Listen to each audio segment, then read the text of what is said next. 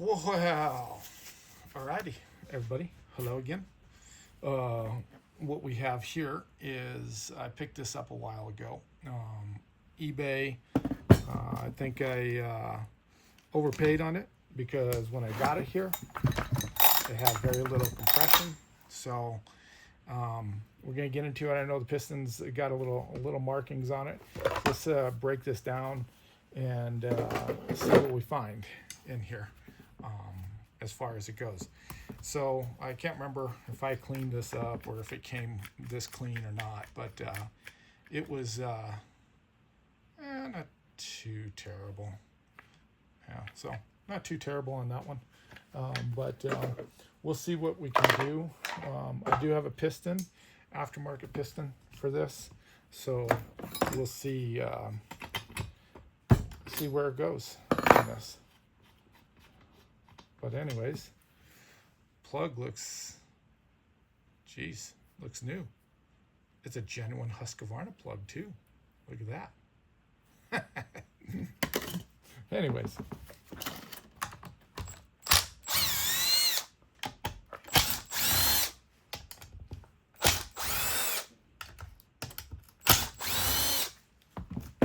So we'll see how it goes on tearing this down and what we may find in here and how much work it needs to do. Hopefully I don't need to do much.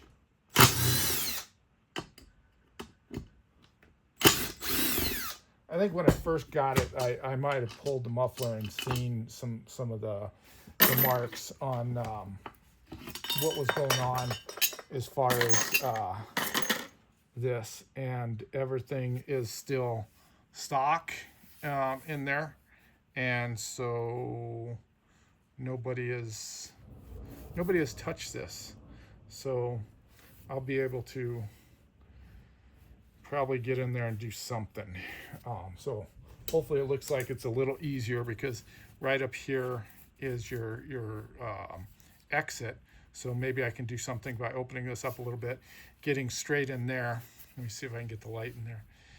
Getting straight in there and opening that hole up there, and without having to do it like a 562, which is completely a mess.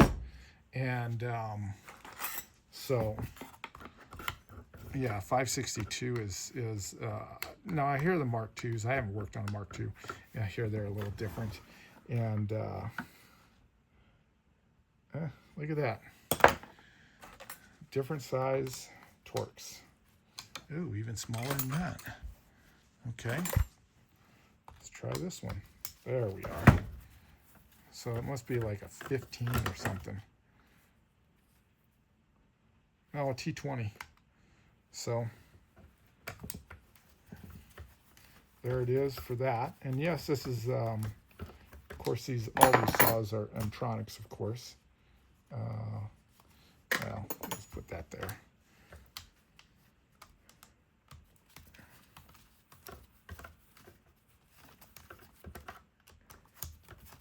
If you find it boring to tear one of these apart, I know many people have. Dinner at 12. Okay. All right, well, I think I can get this tore down in 12 minutes. And hopefully it's not so painful for you all to watch. So we're going to try to see what we can do here. And I should put my doctor light on. Headlamp.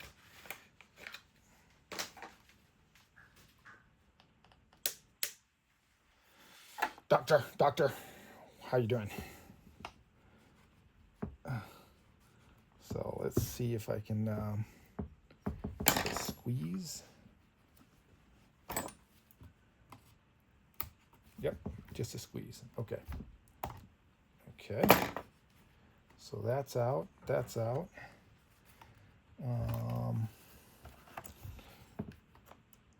Let's get this worked out for the cable, the throttle cable. So there's a little tab in here, of course, and you're probably a bad angle for seeing it. And yeah.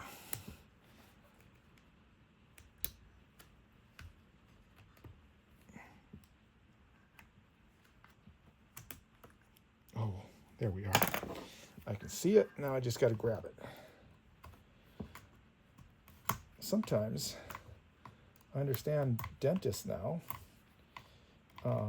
When you're porting, probably just the exact same thing of grinding on teeth. And then, yeah, so we got that. So I just got these tabs down here. Tabs over here. Take this off, and we have the fuel hose down in here. Of course, I'll pay a little bit more attention when I start putting this back together, but this is just the down and dirty, the low down tear down.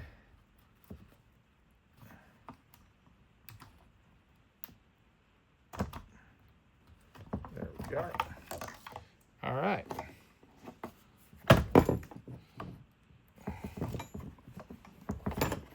Of course, the primer bulb hose comes out, and now we got your lovely carburetor here. You can kind of see the mess that is going on. Stratos, regular carb, seems small for the size, and so see what kind of damage we can do on this one. Okay, so that is done. That is done. Let's pull the ring out from the carburetor so we don't lose it accidentally. Yes, that's always a good one, right? So let's see, make sure everything is okay. Appears like it's all disconnected. Now we'll go ahead .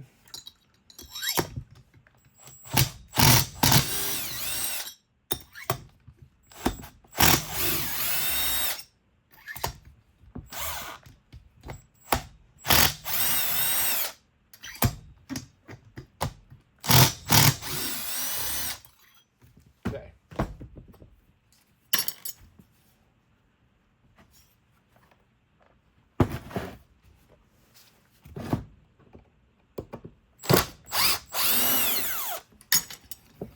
The handle, since I'm tearing it down, I probably should just pull out all this stuff. Let's see if I can get it out without removing that one, because it has a nut on the back side here.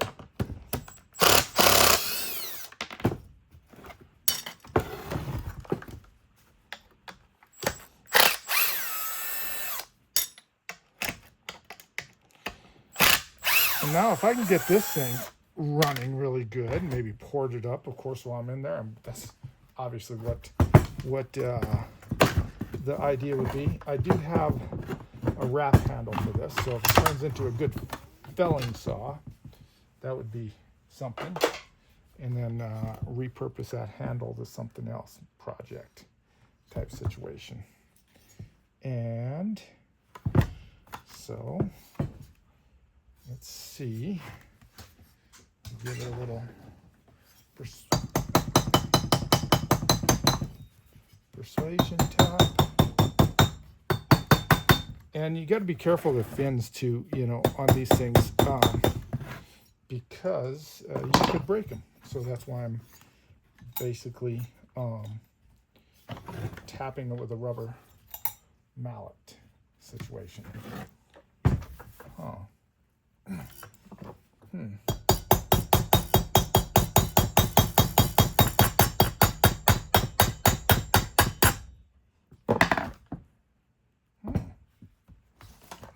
she's on there. Okay.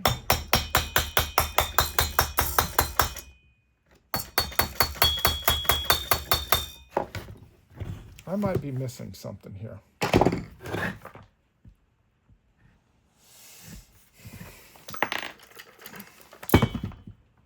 Those are all done.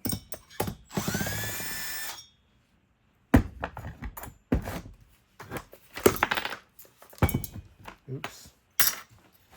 Yes, don't lose that. Don't lose that.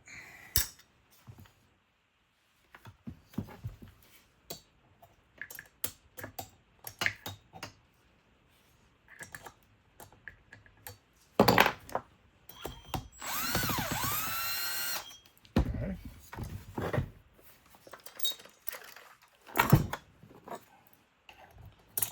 Snips. Snips, snips, snips. There's those. Okay. Now, I must be missing something on here. Let's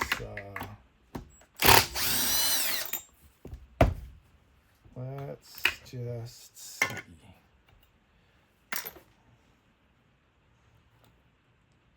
I wonder, since this is my first time taking one of these apart, I wonder if you have to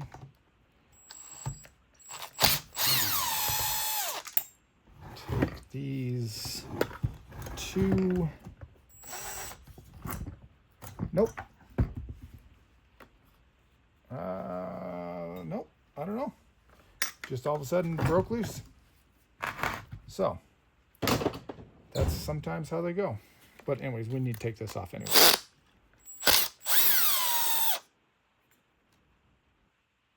Yep. There we are. All right.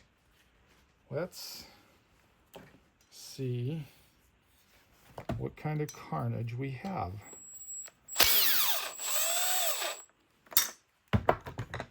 Oh, look at that. I still had one to go. So there's the other one.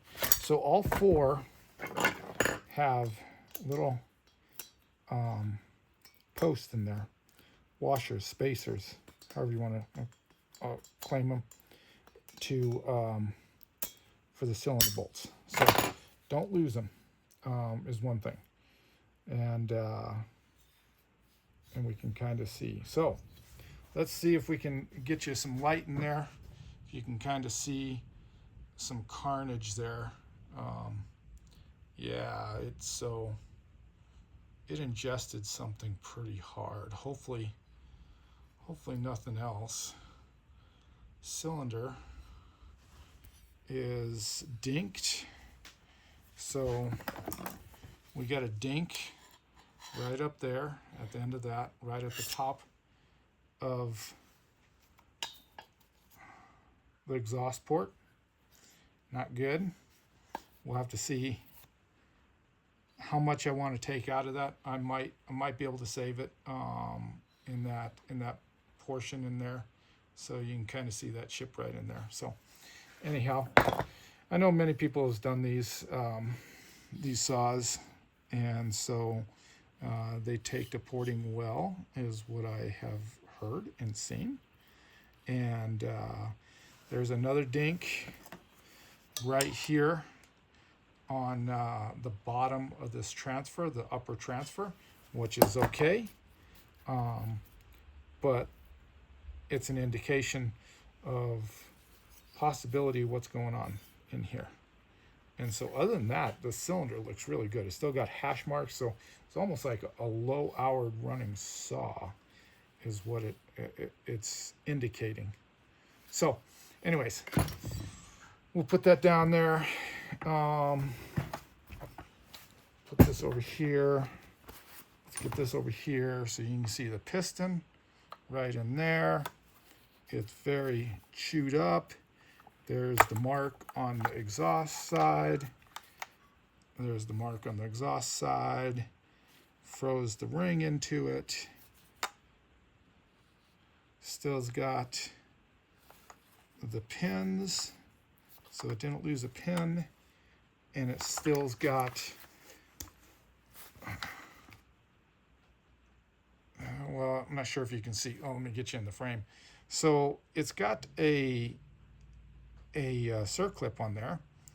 Now I was trying to see, it doesn't have that on this side, which is strange. You can kind of see in there.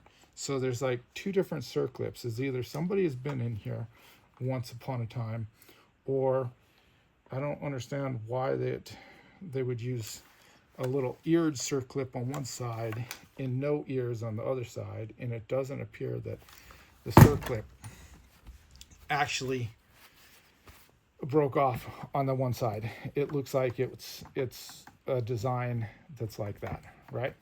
So anyways, yeah, kind of very strange. So anyways, it moves smooth. I don't feel any roughness in the bearings. Trying to see if it lost something in there. There's a piece of metal. Something. So yeah, it's weird. Definitely got some stuff in here. So can